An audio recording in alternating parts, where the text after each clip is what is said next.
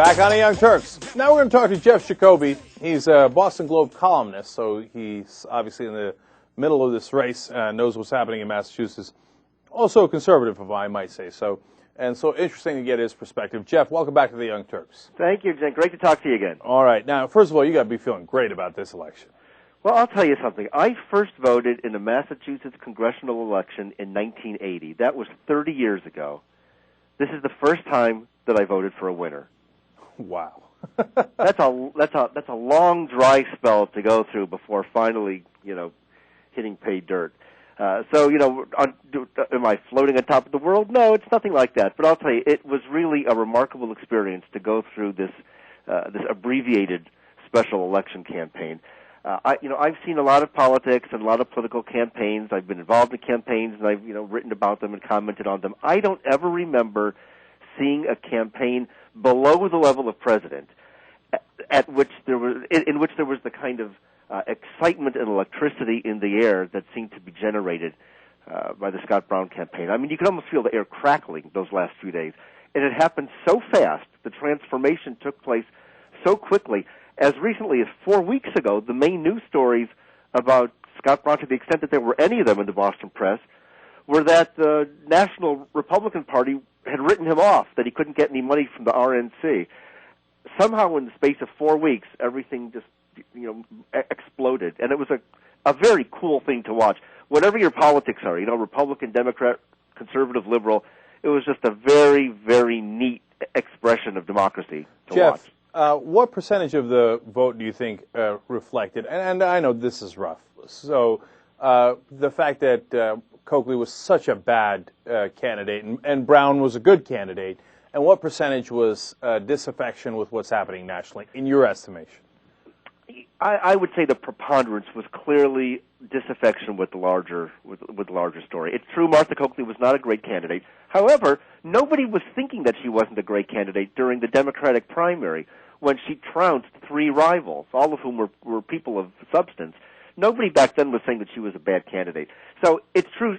The way that I've worded it in talking about it is that the rules changed on her and nobody told her. She was operating by the rules that Democrats in Massachusetts had long operated by rules that were applying as recently as last November when she was in a primary fight. But something changed over the next several weeks, and she found herself up against something that she just was completely unprepared for. It may be that if a Democratic nominee had been very personable and agreeable and had the common touch and was very charismatic, that there might have been a different outcome. But really, so much of this had to do with frustration and anger at what's going on in the country generally. What do you think is the lesson that Democrats should learn from this election? There are a couple of lessons. One I think everybody should learn, which is that there's no such thing as a safe seat. A seat or a district may be safe for a while, but it can always change. No party ever has a permanent lock on any state. If there was ever a state that was supposed to be the wholly owned subsidiary of a political party, it was Massachusetts and the Democratic Party. So this puts paid to that. The bigger message for Democrats, I think, is one that many of them are already acting on, which is Barack Obama isn't going to save them, and they've got to put some distance between themselves and him. And already you've seen that happening in the last 24 hours.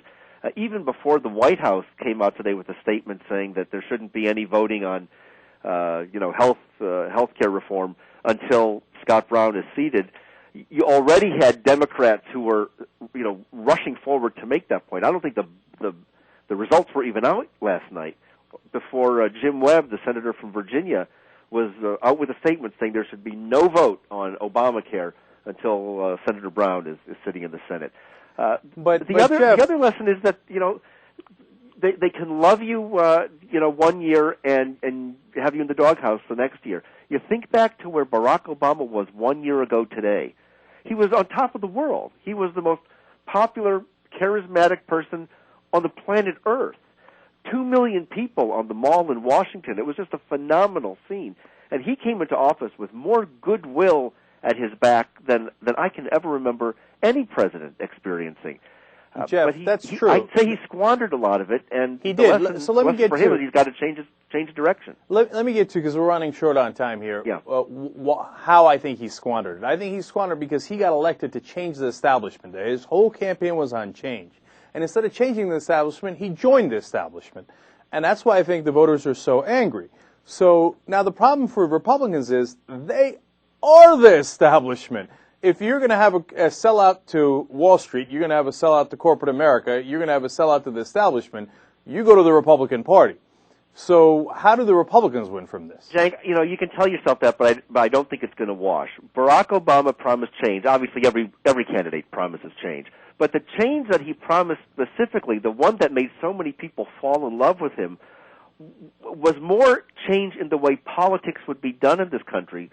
Change in the way the White House. No. When Jeff, talked about you asked for bipartisanship, and he got a slap in the face in return.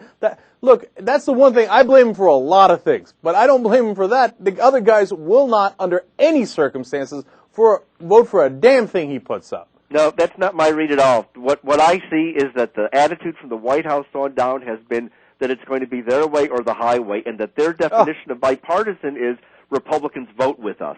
If Republicans don't agree and won't vote for something that we're pushing for, we don't meet them halfway. We don't come to the table and offer a different proposal. We accuse them of not being bipartisan. All right, Jeff, let me finish this up because we're just such short time here. One, on that issue, we couldn't possibly disagree more, so I'm going to leave it alone, okay? Okay. But I want you to answer the earlier thing. I mean, come on, don't you have to admit the Republicans are the party of corporate America and Wall Street? Isn't that the most obvious thing in the world? Doesn't everybody know that? One of the big stories in the last days of this campaign was Martha Coakley going down to Washington to collect, I think it was $100,000 at a fundraiser which was hosted by healthcare lobbyists.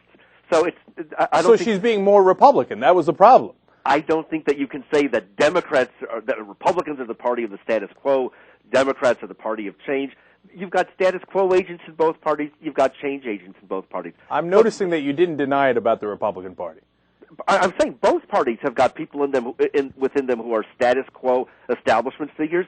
Both parties have got characters within them who are change agents who want to turn everything upside down. You can find examples in both parties. I think what distinguishes in the Republican Party you could find Ron Paul. End of. That's it. I mean, come on, Jeff. You see, you can't even say it. Who in the Republican Party is going to say, let's go get those damn bankers. They took our money, and you know what? There's no regulation of them. They're running wild. They're taking crazy risks with taxpayer money. Who? My approach to it would be completely different. The problem isn't let's go after those crazy bankers. It's why are we pouring tens of billions of dollars in subsidies to corporate America? That's not what the money is given to Congress for. That's not what the taxes are collected for. But is that a Republican position or is that a Democratic position? Or is it a common sense position? I think it is half the Democratic Party, and that's why I'm really upset about it. And 100%. No, Ron Paul. 99% of the Republican Party. So that's why we're in a lose-lose. Listen, Jank, I repeat, Barack Obama came to office with tremendous amount of goodwill. He had the country at his, and he should have used it to kick your ass. And I don't mean that personally, Jeff, obviously. The country was lapping up what Barack Obama was selling, but gradually over the course of this first year, he just squandered that goodwill. He squandered it by trying to reach out to you guys. He should have just done what he said he was going to do in the campaign. I'm not sure how I turn into you guys, since I'm neither a Republican nor a Democrat. No, fair enough. I write columns whacking Republicans as much as I do whacking Democrats. And I whack Democrats, as you can tell. But by you guys, I mean conservatives. And I think he reached out to the right far too much, and that was his problem. But that's our fundamental disagreement, and that's why I loved having you on the show, Jeff. Really Terrific. Appreciate you coming on. Thank you very much. Everybody check out Jeff Jacoby. He's a Boston Globe columnist. Thanks, Jeff. Bye-bye. All right, Young Turks.